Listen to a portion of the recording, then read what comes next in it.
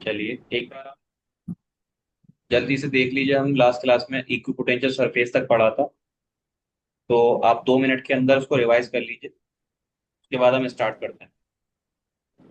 जी।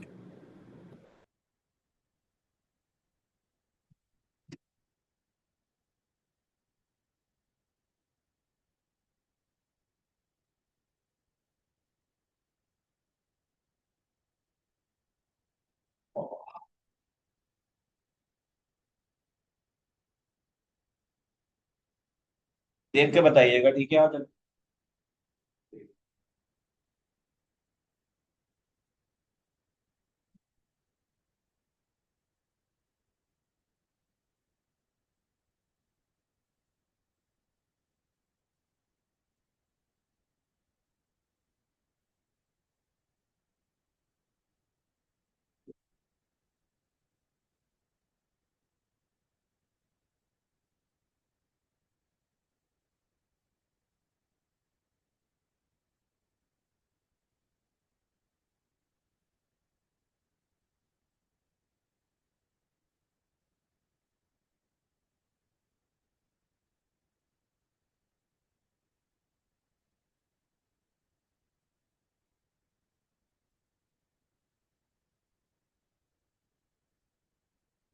जी। देख लिया। जी sir. Heading बताएंगे लास्ट वाली एक बार।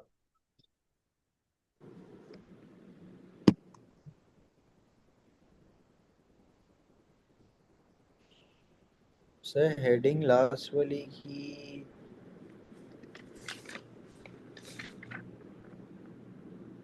Equipotential surface. दिखाया था ना इसके बारे में मैंने आप, कि अगर आप इक्विपोटेंशियल सरफेस पे चार्ज को मूव कराएंगे तो वहाँ जो वर्क डन आएगा वो जीरो आएगा। हाँ। ठीक है, अब एक हेडिंग डालिएगा आप, properties of the equipotential surfaces.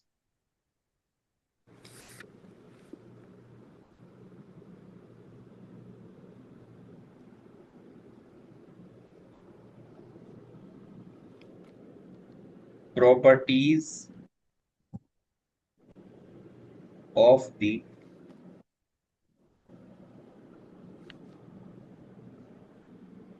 Equipotential surfaces.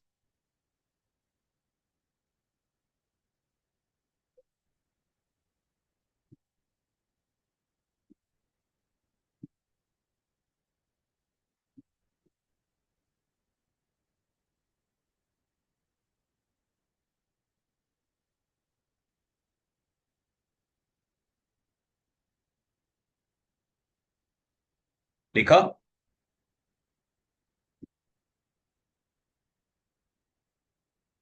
जी। ठीक है, इसके बारे में लिखिएगा Rehan. Work done over a equipotential surface is always zero. Point लिखिएगा इसके। Work done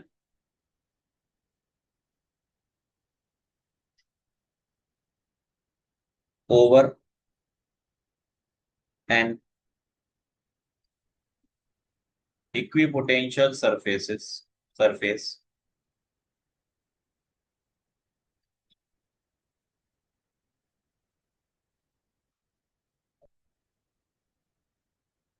is always zero. जी।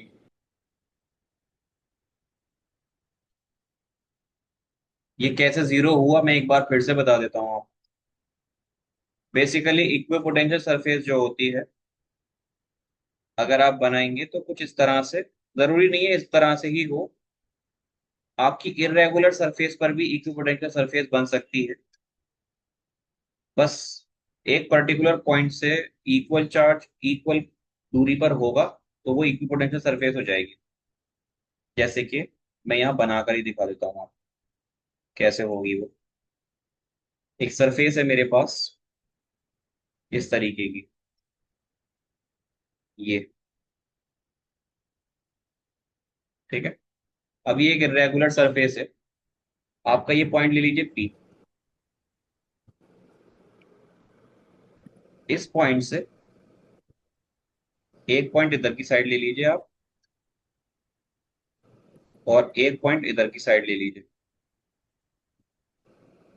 और अज्यूम कर लीजिएगा कि जो ये पॉइंट है और जो ये पॉइंट है, यानी कि पॉइंट ए और पॉइंट बी, दोनों की जो डिस्टेंस है वो है आर आर, और जो चार्ज है यहाँ पर वही चार्ज यहाँ पर होना चाहिए। तो ये दोनों के पॉइंट जो हैं इक्विपोटेंशियल पॉइंट हो जाएंगे, यानी जितना पोटेंशियल ए पर होगा उतना ही पोटेंशियल बी पर भी होगा। इसको बोलते हैं इक्विपोटेंशियल सरफेस।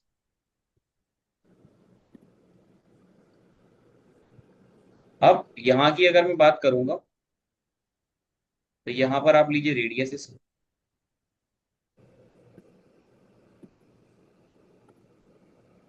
और यहाँ ले लीजिए दो पॉइंट, पॉइंट ए और पॉइंट बी। इक्विपोटेंशियल होने का मतलब जितना पोटेंशियल पॉइंट ए पर होगा उतना ही पोटेंशियल पॉइंट बी पर भी होगा। वर्क डन अगर आपको जी। निकालना है तो वर्क डन का फॉर्मूला होता है डेल्टा वी इंटू क्यू। जिस चार्ज को आप यहाँ से यहाँ लेकर आ रहे हैं वो चार्ज आप मान लीजिएगा कि वो चार्ज है, ये चार्ज आप लेकर यहाँ से यहाँ आ रहे हो, या ऐसे भी ला सकते हो, पोटेंशियल में डिस्टेंस मैटर नहीं करती। ये चार्ज है क्यू, तो ले जाके यहाँ ले जा रहे हो आप। तो इनिशियली यहाँ पर है, फाइनली यहाँ पर है। इसकी जगह आप लिखेंगे V A minus V B into Q equal to W. तो हमारा डब्ल्यू हो जाएगा 0 into Q, which is W equals to 0। ठीक है। जी सर। तो जो पॉइंट लिखाया है उसको मैंने आप एक्सप्लेन भी कर दिया। अब सेकंड पॉइंट लिखिएगा, electric field intensity is always, electric field intensity is always normal to the equipotential surface, normal to the equipotential surface. Point को मैं आगे एक्सप्लेन करूंगा, या जगह कम। एक और पॉइंट लिखिएगा, पॉइंट नंबर थर्ड। ठीक है। यह जी। एक काम यह एक काम करते हैं, इसको ही एक्सप्लेन कर लेते हैं पहले, पॉइंट बाय पॉइंट चलेगी। अगर मैं इक्विपोटेंशियल सरफेस यहाँ बना रहा हूं तो आप मान लीजिए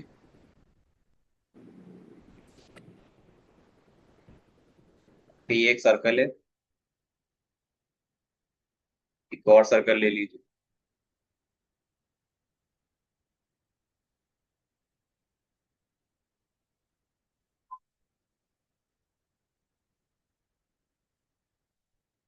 इस तरह के सारे गोल कैसे बनेंगे?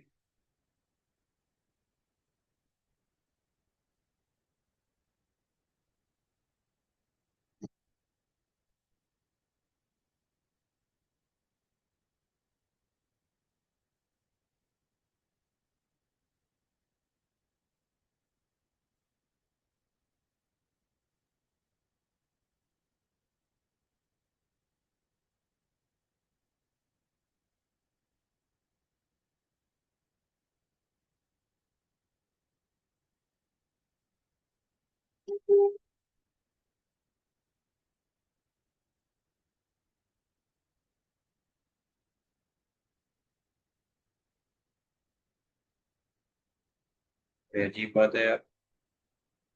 सर्किल के अंदर सर्किल, सर्किल के अंदर सर्किल कैसे बनेगा?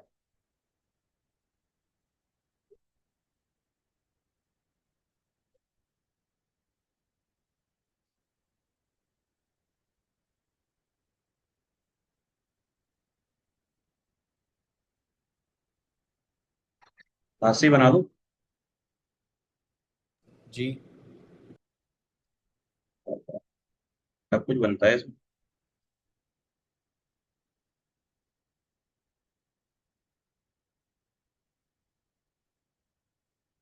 ये थोड़ा ठीक है।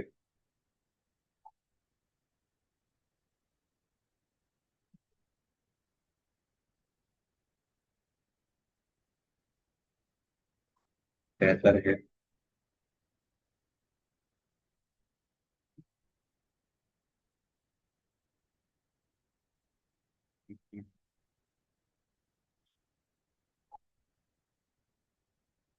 क्या बात है। जवाब नहीं है मेरा।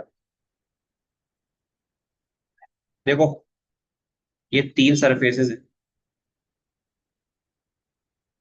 ये इसका सेंटर है। इलेक्ट्रिक फील्ड इसमें से ऐसे निकलती है। ऐसे।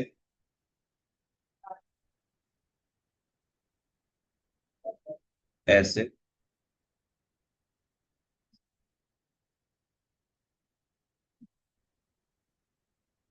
ऐसे।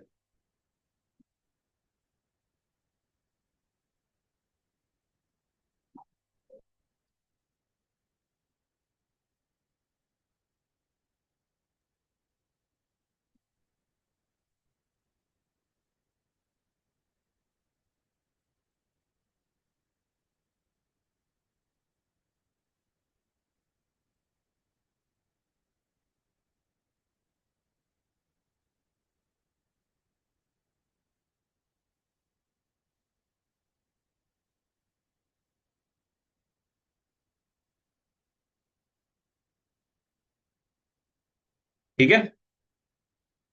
जी अब यहाँ जो मैंने ये बनाया है चित्रकला, आपने जो पॉइंट लिखा है लास्ट वाला, एक बार वो पढ़ लीजिए।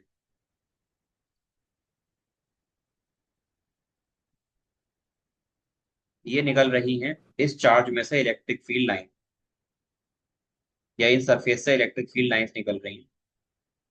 ऐसे ऐसे ऐसे। तो मैं इनके ऊपर बना देता हूँ एरोस, ताकि ये इलेक्ट्रिक फील्ड लाइन जैसी लगने लगे।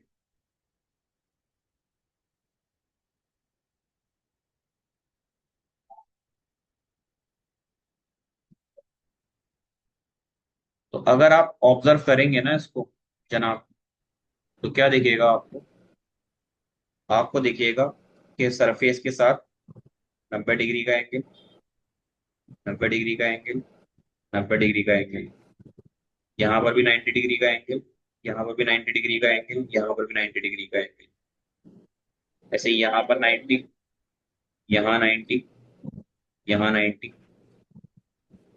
आप देखेंगे हर एक पॉइंट पर जो आपकी इक्विपोटेंशियल सरफेस से उससे जो इलेक्ट्रिक फील्ड लाइन रहती है वो कैसी रहती है? हमेशा नॉर्मली रहती है। परपेंडिकुलर का मतलब क्या होता है? नॉर्मली तो होता है। हाँ। तो ये मैंने आपको यहाँ पर सेकंड पॉइंट एक्सप्लेन कर दिया, समझ में आया? जी। तो ये सर्किल की हमेशा कैसी होती है? परपेंडिकुलर होती है। अब इसमें एक परपेंडिकुलर। दो बात है, इक्विपोटेंशियल सरफेस के परपेंडिकुलर होती हैं। इसमें एक दो बातें हैं जो इंपॉर्टेंट है। कुछ कह रहे हैं आप? No sir. देखिए, आप दो पॉइंट लीजिए। ये है ए और ये है बी। इनकी जो डिस्टेंस है ना, लेंथ, वो है ये डीएल। और ये जा रही है इलेक्ट्रिक फील्ड। तो यहाँ पर आप अगर वर्क डन लिखेंगे, वर्क डन का एक फॉर्मूला और होता है, D W is equal to F dot D R, या एफ डॉट डी एल। यही होता है। आर मतलब उनका डिस्टेंस। जी, होता है ये। जी।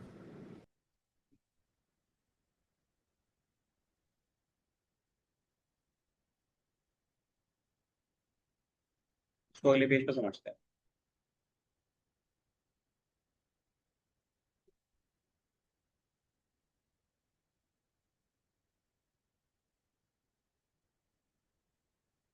देखिए, पहले लिखिएगा इसी में सेकंड पॉइंट में ही, if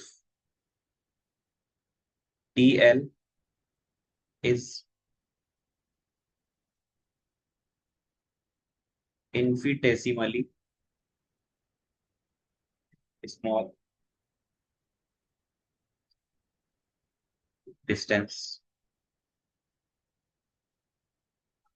over the equipotential surface, over the equipotential surface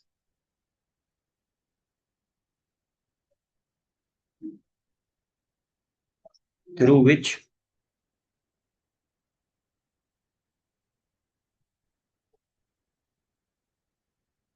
a unit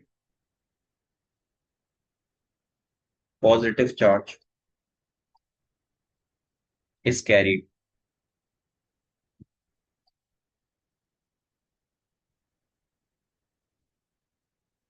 ठीक है ना? इतनी बात क्लियर है? जी।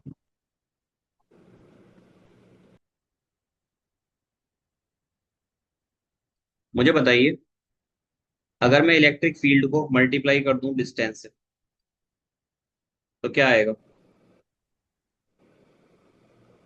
बेसिकली फोर्स बराबर था इलेक्ट्रिक फील्ड इंटू क्यू के, यानी क्यू नॉट के। ये हो जाएगा K Q, Q naught upon R. इसको मल्टीप्लाई कर दो आप किससे? अब इसको मल्टीप्लाई कर दो आर से। आर स्क्वायर था, आर से आर कट जाएगा, तो आपका जो फोर्स आएगा उसका फॉर्मूला हो जाएगा K Q, Q naught upon R. इस क्यू नॉट को नीचे ले आइए, F upon Q not.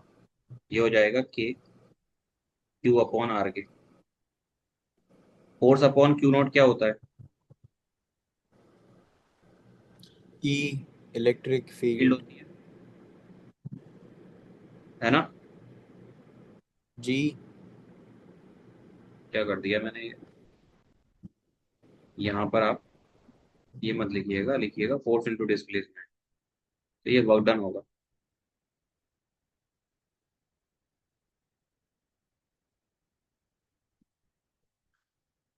Basically work done होता है फोर्स इंटू डिस्प्लेसमेंट,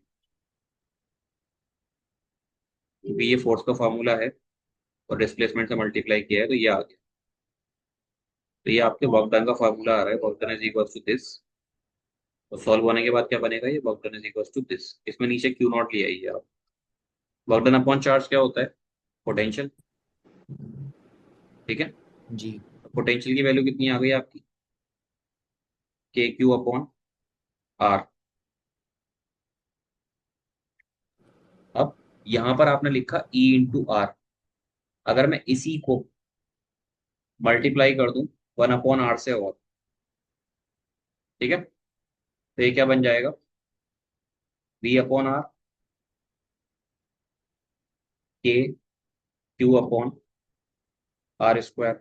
ये बन जाएगा। हाँ। ठीक है? आपने पढ़ा था फोर्स बराबर होता है इलेक्ट्रिक फील्ड इंटू चार्ज के।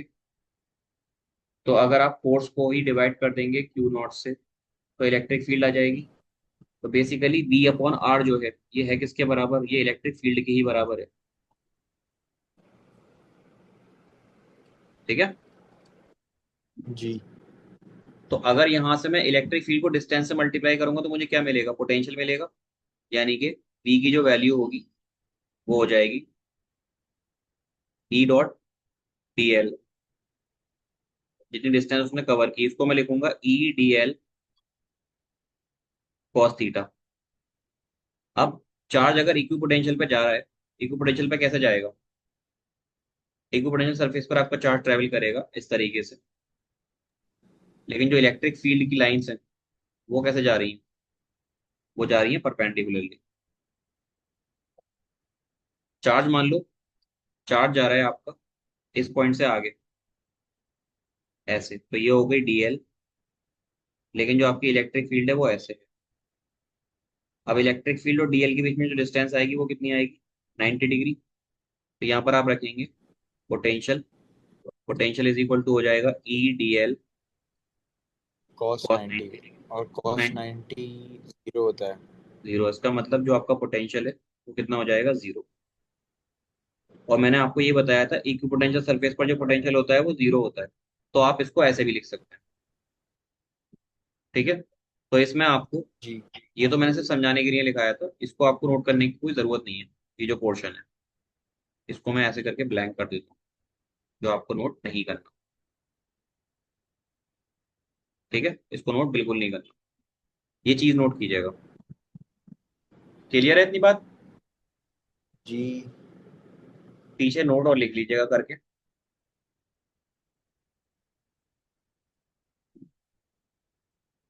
नोट को मैं डाल दूँ, सही लगेगा थोड़ा।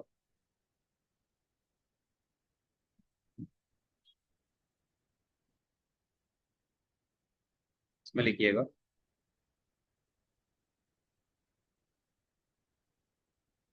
कुछ ज्यादा सही नहीं लग रहा है ये, देखिए नहीं रहा। सर अब ब्लैक थिंग जी। When electric field and DL is perpendicular to each other,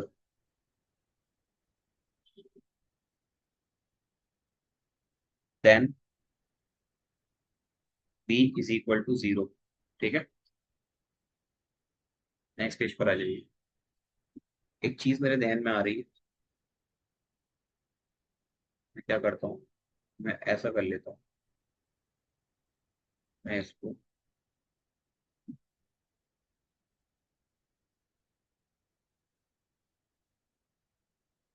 क्या बात है, ये सही है ना? हाँ जी। ये सही है यार, थोड़ा पहले के मुकाबले में। थर्ड पॉइंट लिखिएगा आप,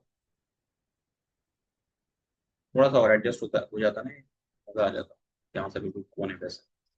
लेकिन काफी है इतना, चल जाएगा। चुप तो नहीं रहा आंखों में? नहीं सर। ठीक है, थर्ड पॉइंट लिखिएगा आप, equipotential surface of a given single point. Sir properties of equipotential surface का थर्ड पॉइंट।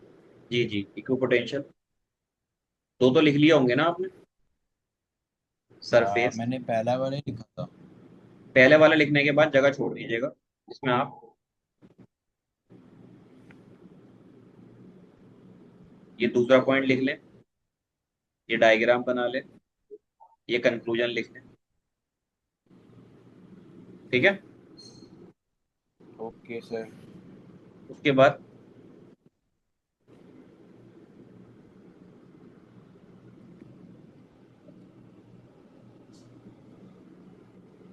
लिखिएगा next point,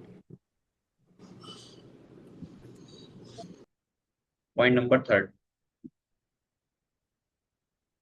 the equipotential surface of a single point charge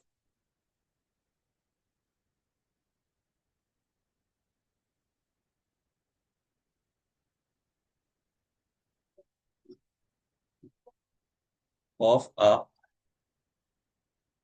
single point charge are in concentric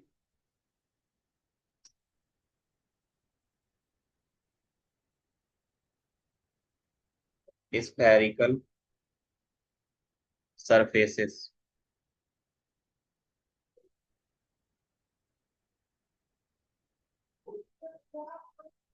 with their charge at the center। इसका मतलब ये है कि जो भी आप इक्विपोटेंशियल सरफेसेस की बात कर रहे हैं, एक,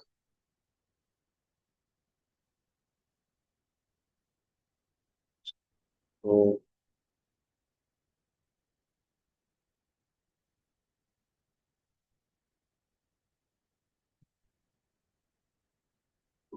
तीन, इन सब के लिए जो चार्ज आपका प्लेस करेगा वो कहाँ पे प्लेस करेगा, के सेंटर पर।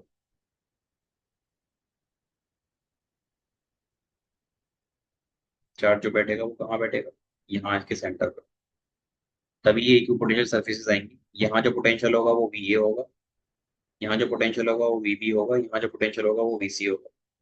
तो इस पूरी सरफेस पर, इसको एस वन मान लो, तो पूरी सरफेस पर जो पोटेंशियल रहेगा वो क्या रहेगा, वी ए। अगर इसको एस टू मानेंगे तो उसकी पूरी सरफेस पर जो पोटेंशियल रहेगा वो वी बी। इसको वी थ्री मान लीजिए या एस थ्री मान लीजिए, इसकी पूरी सरफेस पर जो पोटेंशियल रहेगा वो वी थ्री। समझ रहे हैं इस बात को? हाँ। ठीक है। नेक्स्ट पॉइंट लिखिएगा, point number 4।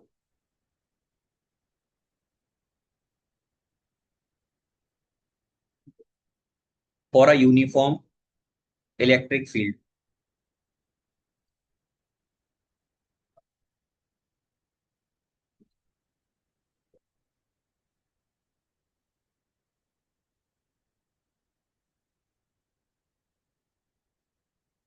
For a uniform electric field along x-axis, the equipotential surfaces are plane normal to the x-axis. The equipotential surfaces are always plane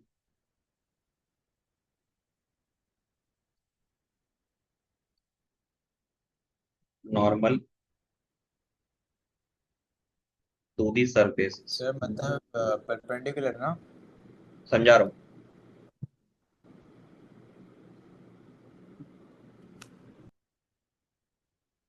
देखिए, ये आपकी इलेक्ट्रिक फील्ड जा रही है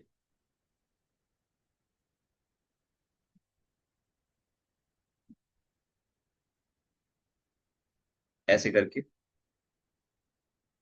ये अब सारी इलेक्ट्रिक फील्ड ऐसे जा रही है अगर, तो आपकी जो इक्विपोटेंशियल सरफेस होगी, देखो मान लो मेरे यहां से पीछे से आगे की तरफ जा रही है इलेक्ट्रिक फील्ड, तो इलेक्ट्रिक फील्ड डायरेक्शन तो मिल गई मुझे। मेरी जो इक्विपोटेंशियल सरफेस होगी वो कौन सी सरफेस होगी, के लिए आप बात करेंगे इस सरफेस के ऊपर, ऐसे करके सरफेस लीजिए, ये सरफेस इक्विपोटेंशियल होगी। अब ये सरफेस आपको समझ में ऐसे नहीं आएगी। बेसिकली एक सरफेस ऐसे ले लो और यहाँ से बहुत सारी इलेक्ट्रिक फील्ड ऐसे जा रही है, सीधे निकल के पीछे से आ रही है और आगे की तरफ जा रही है। तो ये जो सरफेस है ना, ऐसे करके ये जो सरफेस है, इस सरफेस पे किसी भी पॉइंट पर अगर आप बात करेंगे तो यहाँ पर जो पोटेंशियल आएगा वो पोटेंशियल सेम होगा, because electric field are coming from my back and moving toward the front side, and this surface is belongs at that point. तो इस पॉइंट पर जितनी भी सरफेस होगी आपकी वो कैसी होगी, इक्विपोटेंशियल सरफेस होगी। ये थोड़ा सा जी अजीब लग रहा होगा, ये इसको मिटा के मैं हाथ से अरे यार। सर, आप अंडू कर लीजिए।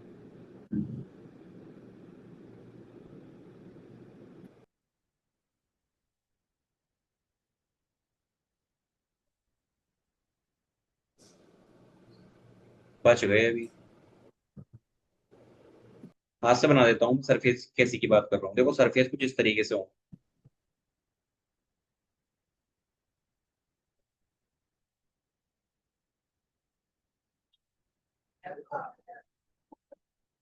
ये इक्विपोटेंशियल सरफेस होगी पूरे में, ऐसे ही आप यहाँ आ जाइए।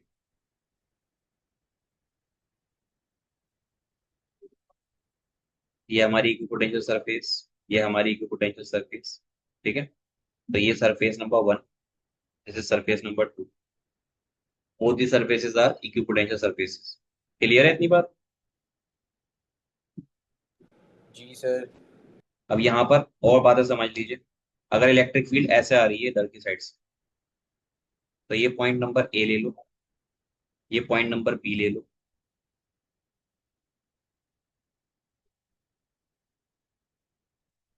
इसके लिए लिखिएगा कि जब इलेक्ट्रिक फील्ड से दूरी बढ़ती है तो आपको पता है पोटेंशियल का फॉर्मूला क्या होता है।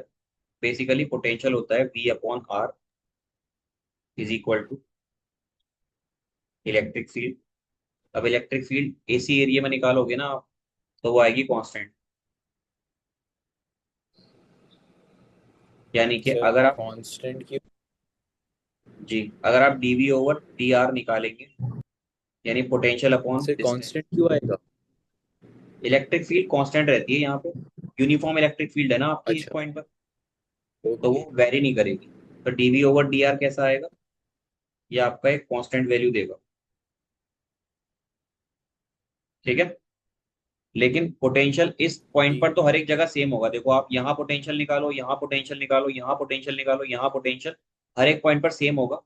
लेकिन अगर इलेक्ट्रिक फील्ड यहाँ से आ रही है ना, आप पोटेंशियल वी ए पर चेक करो और वी बी पर चेक करो, तो potential at point V A जो होगा वो ज्यादा होगा as compare to potential at point B. आ रही है बात समझ में? हाँ जी। ठीक है।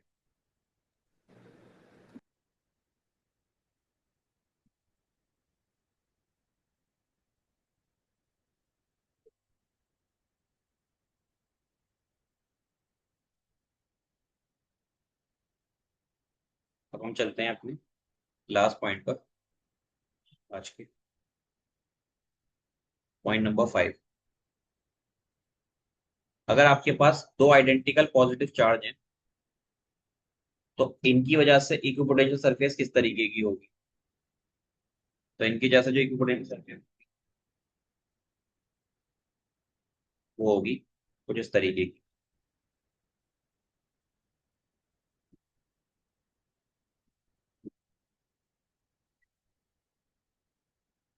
क्लोज लूप बनाएंगी ऐसे, ऐसे यहाँ पर होगा, और ये पोटेंशियल सरफेस की तरफ मूव करना शुरू कर देगी। तो ये एक कंबाइन करके आपका एक डायग्राम देखने को मिलेगा, ऐसे करके।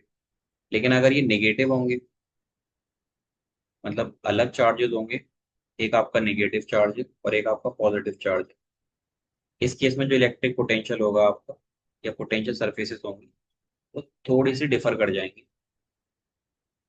जैसे कि वो इससे रिपल्सिव रिपल्सिव नेचर शो करेंगी, ऐसा।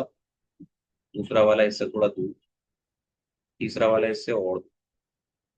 ऐसे इसके लिए पहला बनेगा ऐसा, दूसरा बनेगा इससे और दूर, तीसरा बनेगा इससे और। ठीक है।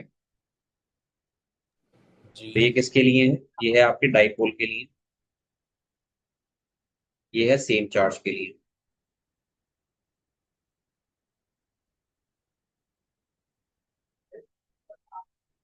ठीक है। यहाँ तक क्लियर जी है? सर। हाँ सर। जी। आज हम इतना ही रखेंगे पोटेंशियल की सरफेसेस के बारे में। कल हम नया टॉपिक पढ़ेंगे।